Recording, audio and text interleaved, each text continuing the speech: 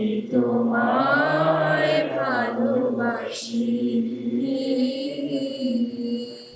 আমরা আজকে এখানে উপস্থিত হয়েছি আমাদের উদ্বেগ, কষ্ট, প্রত্যাশা ও ন্যায্য দাবিগুলো মিডিয়ার মাধ্যমে মাননীয় প্রধানমন্ত্রীর নিকট পৌঁছে দিতে। চূড়ান্তভাবে সুপারিশ হওয়ার পরও আমরা কেন নিয়োগ প্রাপ্ত হচ্ছি না?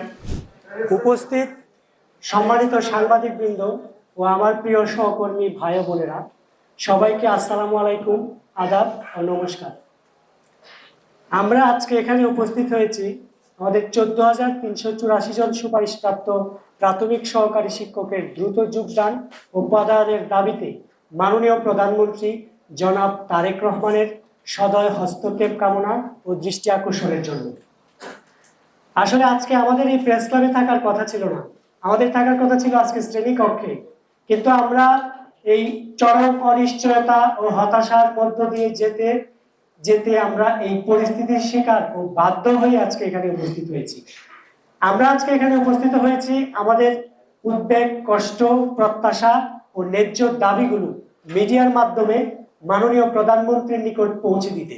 ফেব্রুয়ারি মাসের 8 তারিখে আমাদের চূড়ান্ত ফলাফল প্রকাশিত হয়। চূড়ান্ত ফলাফল প্রকাশিত হওয়ার 4 মাস অতিবাহিত হলেও আমাদের বিদ্যালয়ের পদায়ন এখনো পর্যন্ত নিশ্চিত করা হয়নি। এই নিয়োগ প্রক্রিয়ার দীর্ঘসূত্রিতার কারণে আমাদের হাজারো পরিবার আজ চরম অনিশ্চয়তা, দুর্ভোগ ও হতাশার মধ্য দিয়ে যাচ্ছে। আমাদের অনেক সহকর্মীবৃন্দ পূর্বের সরকারি ও বেসরকারি চাকরিটি ছেড়ে দিয়েছে এবং এখন বর্তমানে তারা মানবেতর এবং চাকরি পাওয়ার পরও তারা বেকার জীবনযাপন করছে। অনেকে আরো অনেক ভালো বেতনের চাকরি পাওয়া সত্ত্বেও সেটিতে যোগদান করেনি, কারণ শিক্ষকতাকে আমরা একটি চাকরি নয় বরং মহান পেশা হিসেবে, স্বপ্নের পেশা হিসেবে বেছে নিতে চেয়েছি। আমাদের জাতি গঠনের আমরা কারিগর, এজন্য আমরা চাই শিক্ষা জাতির মেরুদণ্ড, আর সেই মেরুদণ্ড গঠনের কারিগর হিসেবে আমরা অংশ নিতে চাই। কিন্তু সেই স্বপ্নের চাকরিতে চূড়ান্ত সুপারিশ প্রাপ্ত হওয়ার পরও আজ আমরা কেন এই চরম অনিশ্চয়তার মধ্যে দিন কাটাচ্ছি? কর্তৃপক্ষের কাছে আমাদের প্রশ্ন। অনেকের প্রশ্ন হতে পারে আমরা কেন আমাদের পূর্বের চাকরিটি ছেড়ে দিয়েছি। আপনারা জানেন, পুলিশ ভেরিফিকেশন ফর্ম পূরণ করতে গেলে সেখানে একটি পয়েন্ট আছে যেখানে পূর্বের চাকরি ইস্তফা দেওয়ার তারিখ সেটি পূরণ করতে হয়। আমরা ইচ্ছে করে আমাদের চাকরিটি ছাড়িনি, বরং আমরা নীতি নিয়ম মেনে ওই চাকরিটি ছাড়তে বাধ্য হয়েছি। আমাদের মধ্যে এমনও অনেক পরিবার আছে যাদের মধ্যে এই একজন আমাদের সহকর্মী, তিনি হচ্ছে একমাত্র উপার্জনক্ষম ব্যক্তি। সেই ব্যক্তিটি যখন চাকরি ছাড়া এই 4 মাস জীবনযাপন করছে, তাহলে সেই পরিবারের আয় রোজগার বন্ধ হয়ে গেছে এবং তারা অনেক দুঃখ, কষ্ট ও মানবেতর জীবনযাপন করছে। 14,500 শিক্ষক অর্থাৎ 14,500 পরিবার চূড়ান্তভাবে সুপারিশ হওয়ার পরও আমরা কেন নিয়োগ প্রাপ্ত হচ্ছি না? বিগত নিয়োগগুলো সুপারিশ প্রাপ্ত হওয়ার পর দ্রুত নিয়োগ নিশ্চিত করা হয়েছে, কিন্তু আমরা সেখানে অনিশ্চয়তার মুখে সম্মুখীন হচ্ছি। আমাদের অনেক পরিবারের শহরের জীবন ছেড়ে, অনেক শিক্ষক শহরের জীবন ছেড়ে তারা গ্রামে যেতে চাচ্ছে শুধুমাত্র পরিবারের সাথে থাকার জন্য।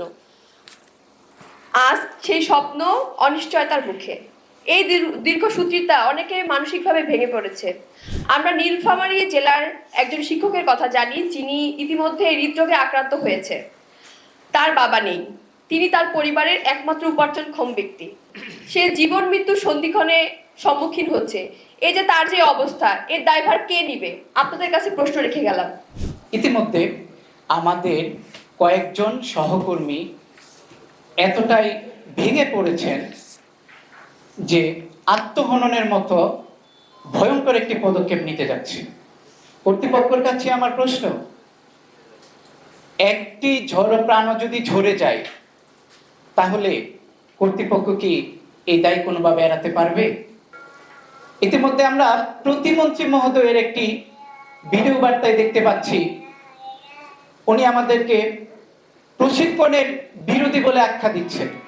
আমরা আপনাদের মাধ্যমে জানাতে চাই, আমরা কখনো প্রশিক্ষণের বিরোধী নই, বরং আমরা এটি বিশ্বাস করি আমাদের প্রশিক্ষণের মাধ্যমে দক্ষ শিক্ষক হিসেবে আমরা নিজেদেরকে গড়ে তুলতে পারবো। কিন্তু সেই প্রশিক্ষণটা হতে হবে বিধিমালা অনুযায়ী। আগে যোগদান, তারপর পদায়ন, তারপর আমরা প্রশিক্ষণে যাব।